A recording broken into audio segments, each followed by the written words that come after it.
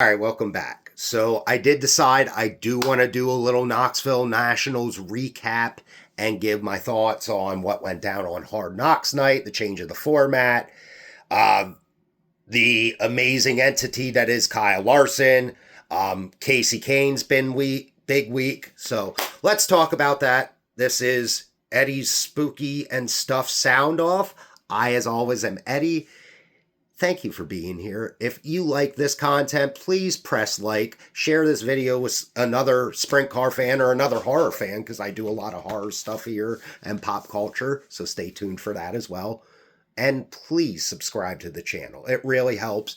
I do this for fun. This is not a profession for me. I talk about this shit because I love it. I have ADHD. It's a little bit of for me if you see like my stuff, and I do have a lot of sprint car stuff. It's just not on display right now. So I've been a sprint car fan longer than I've been a horror or comic book fan. So let's get into this. Knoxville Nationals recap. I was going to do a couple more videos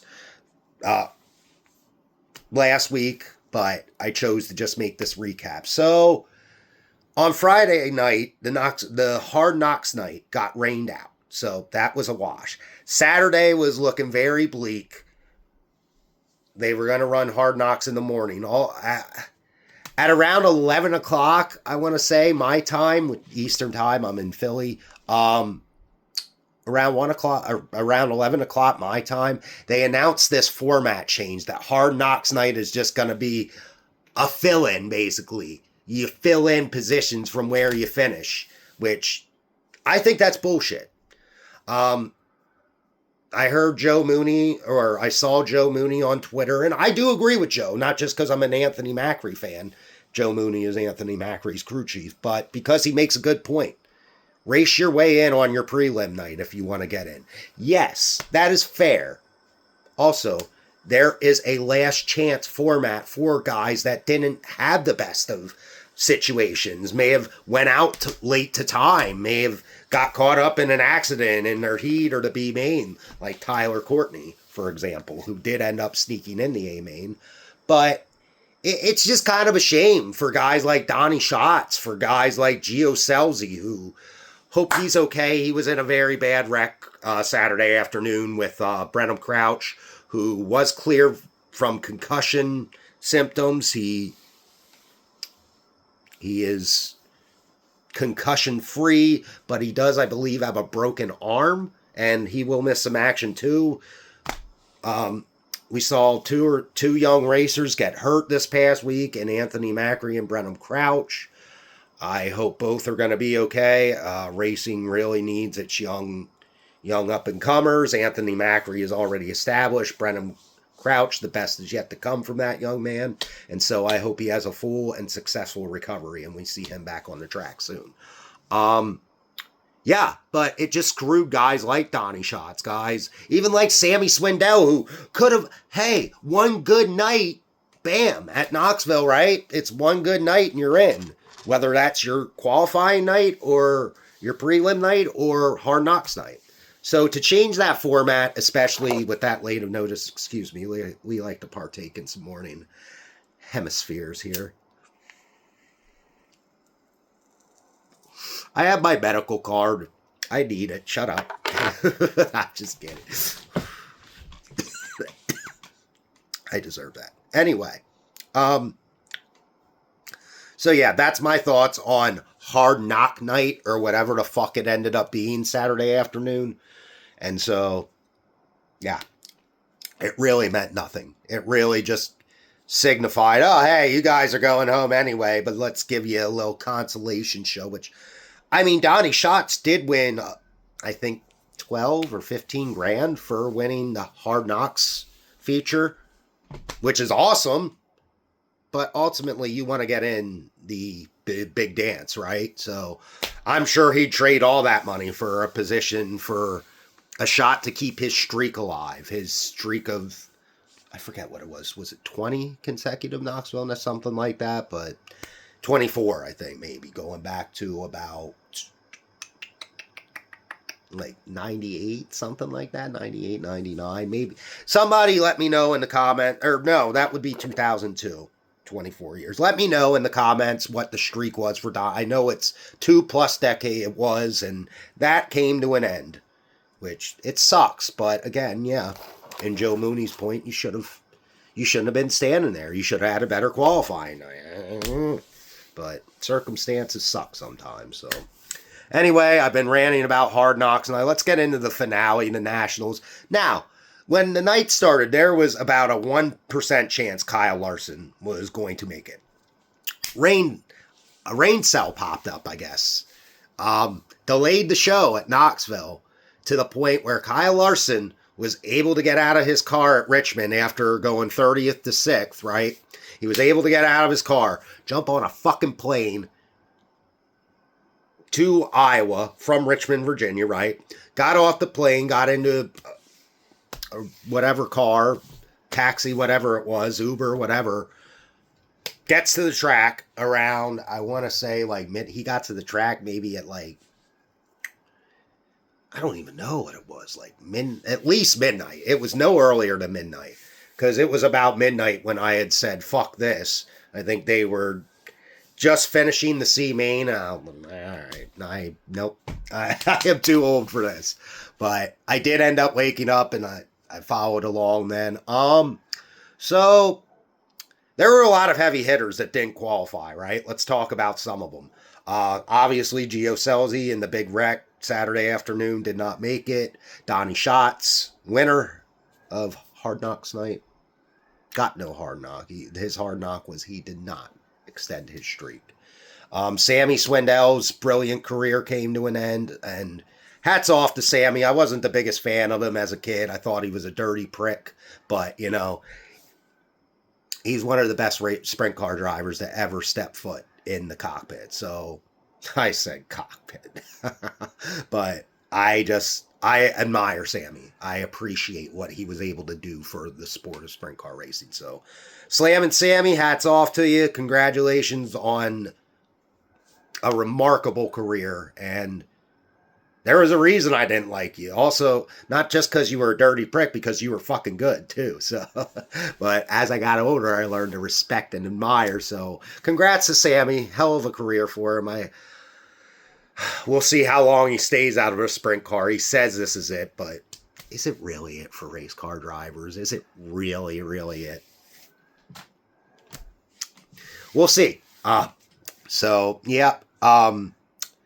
I don't want to linger too long. I've already been rambling. My head's in a different place. If you don't know, Hayden Panettiere, beautiful actress. She was in a couple Scream movies. I'm a big horror fan. She was in the Scream franchise in 2 movies as Kirby Reed. She played in Hero. She was in the show Nashville, Bring It On, All or Nothing, Remember the Titans. So, yeah, I just a little scrambled today, but I wanted to bring this video. So, some talking points in the Knoxville Nationals. Let's talk about Chase Dietz. His first career Nationals, A main, he finishes 10th. 9th or 10th, I think 10th. But either way, how awesome for him. Chase is the leading winner in the country this year. If you've been living under a rock and don't know that, he has dominated. He has, is it 18 or 19? I want to say 18 wins, but it could be 19 now. I could have missed one. I'm not sure. And there's been several times where he should have won and had circumstance happen. There's been a lot of times he finished second. And so he could be close to 30 wins right now, the scary thing. And what Chase Dietz is doing is remarkable. I haven't seen domination in PA like this since Greg Hodnett, right? So I liked Greg Hodnett a lot. So it's cool to see from Chase Dietz, especially now that Macri's out. I'm really rooting for that guy. Like, he deserves it. He's a at least 10-year veteran of the sport, right? And he's had some good circumstances, made some bad circumstances really good, just has never really had the opportunity. And so with Stemen, he's been shining and he's been getting better. Him and Tommy Carl seem to have a good recipe, a good formula down, and they're really fast wherever they go. And so I love that for Chase Dietz. I really hope that team will continue to improve on the road. Darren Pittman, who was fast all week previously in the 69K. I don't know what kind of problems he had, but it just seems like that car a lot of times anymore, if it's not up front, it's DNFing, some sort of mechanical failure, engine issues, and so that's a shame to see. He I feel like would have been in contention for a top 5 had he not had the issues he did. If somebody knows what issues he did have, let me know in the comments, please. Appreciate y'all. And so, really good week for Darren Pittman, though. The 69K made the show. That team also, even when they do have issues, they're fast. Any pit area they pull into, right? So, really looking forward to see what that team does, to see maybe if they tackle some high limit races, maybe they take on some outlaw shows, what exactly their plan is for the last couple months of the racing season. But good stuff from Darren Pittman in the 69K. Just wish it would have resulted in a better finish for him.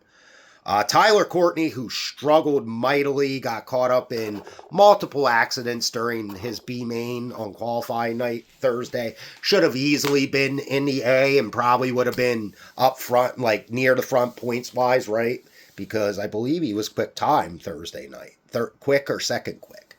And so, sucked to see him get into multiple incidents in the B main, and he was just short of qualifying through his heat race. He went 8-5. He was fast. Any race he was in, he showed speed. He came up through the B, won the B main, I believe. Yes, won the B main. I'm not sure where he finished, but I know he did pass some cars in the A. And so, really good to see Tyler Courtney competitive at these events again. Really good to see him back healthy. And protect that man, please, at all cost. Protect that man. Sunshine is a ray of sunshine to the sport of sprint car racing. If you don't like sunshine, I don't think you like yourself or have a soul. So, anyway, let's move on to my 2 biggest topics. Obviously, well, Ryan Tim's not making the show is a pretty big deal, but I don't really care for his damn crew chief and his racial slurs, so I'm not really going to waste my breath on them. He didn't qualify. Better luck next year, I guess. What the hell ever. Let's move on to Kyle Larson. That man is fucking inhuman. He is superhuman. There is not a single regular bone or blood in his body. He's got like ether in his veins, right?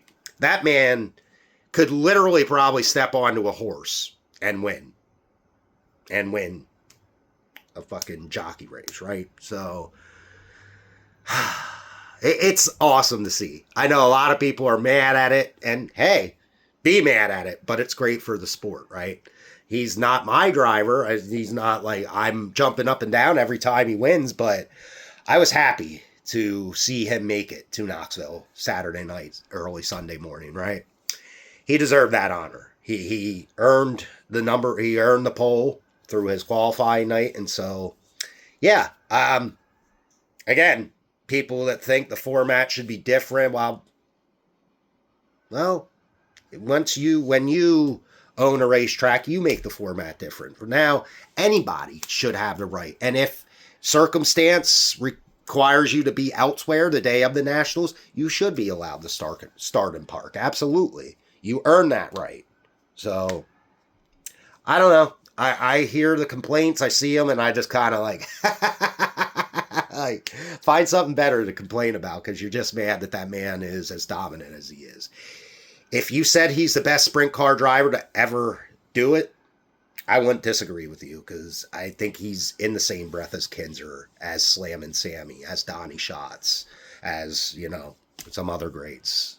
So, Doug Wolfgang, Kenny Weld. And so, yeah, Kyle Larson is just fucking amazing. And congratulations to him. I think this is his 4th or 5th Nationals title, and now the last 6, 4th in the last 6. Unprecedented stuff from him. So, congrats to Kyle Larson. Let the haters hate. You keep doing you, young man. Very impressive stuff. Thanks for doing what you're doing for the sport and for the whole racing community all around. Casey Kane, let's end this video on this note. I've gone a little long. This is probably my longest video since, taking a little bit of a hiatus and coming back to make regular content. So, you're welcome. Casey Kane. That man is having the time of his life at 46 years old, looking younger than me at 37, right? He is just, you could see the happiness on his face. He's happy to be there, and you're happy for him, right? Did not expect, I said to my friend, look, if he comes out of the box and times well, he can lock himself in and set himself up nice. By setting himself up nice, did I think he'd roll into Saturday on the inside of row 2? Fuck no. Awesome stuff from Casey. To beat the Outlaws in the Macri 39 back in May, to podium for the most prestigious race of the year. Fucking awesome. Really, I don't know what the track conditions really were. I followed the race on MRP. I watched the highlights on my phone. It looked like there was a good deal of passing, but it looked like Kyle Larson had his way out front. And so I wouldn't mind to see some late lap traffic to see if maybe Casey had something for the two guys in front of him, Sheldon Haudenschild and Kyle. But to see what Casey is doing is awesome. Casey is such a pioneer for the sport of sprint car racing. He does so much. And I'm grateful guys like him exist. And so congratulations, Casey. It's awesome to see you having a career year in some sorts. Like, you just seem to have found the fountain of youth, and you're running some of the best sprint car laps that I've ever seen you run. So congratulations to that. Keep it up. Hope to see you at the track soon. Hope to see you in Pennsylvania soon. And that is my recap of the Knoxville Nationals. Let me know your takeaways. I know a lot of people are mad about the hard knocks. Let me know why you're mad about it, because I'm pretty fucking upset about it too. And so thanks for tuning in. This has been me, Eddie B, from Eddie's Spooky and Stuff Sound Off. I'll see you next time with some more spooky stuff.